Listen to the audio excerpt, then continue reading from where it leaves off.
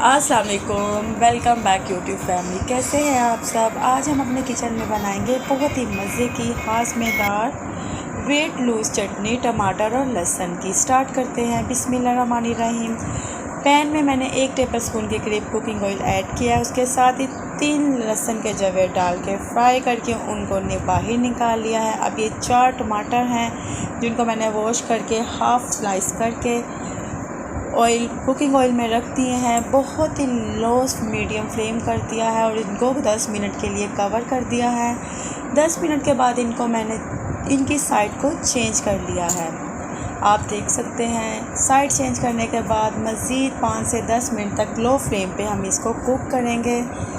10 minute मज़ीद cook करने के बाद आपने देखा कि इसके छिलके बहुत ईज़िली सेपरेट हो रहे हैं। अब हम तमाम टोमेटोज़ के छिलकों को सेपरेट कर लेंगे। आप देख सकते हैं हमने इनको सेपरेट कर लिया और वो जो लहसुन था फ्राइड वो भी इसके अंदर मैंने डाल दिया है। अब हम इसमें कुछ स्पाइसेस ऐड करेंगे।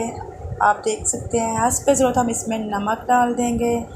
बहुत ही मज़े की ये चटनी रेडी होगी। उम्मीद करती हूँ आपको बहुत पसंद आएगी। हाफ़ टी स्पून मैंने इसमें हल्दी पाउडर डाल दिया है। हाफ़ टी स्पून कुटी लाल मिर्च, थोड़ा सा आप इसमें गरम मसाला पाउडर डाल दें और अब इसको स्पैचुला की मदद से हम मैश कर लेंगे। आप देख सकते हैं कितने अच्छे तरीके से इजीली मैश हो गए हैं। अब मैंने 1 ओनियन जिसको चॉप काट के रख लिया था ठंडा होने पे चटनी के अंदर ऐड कर दिया है।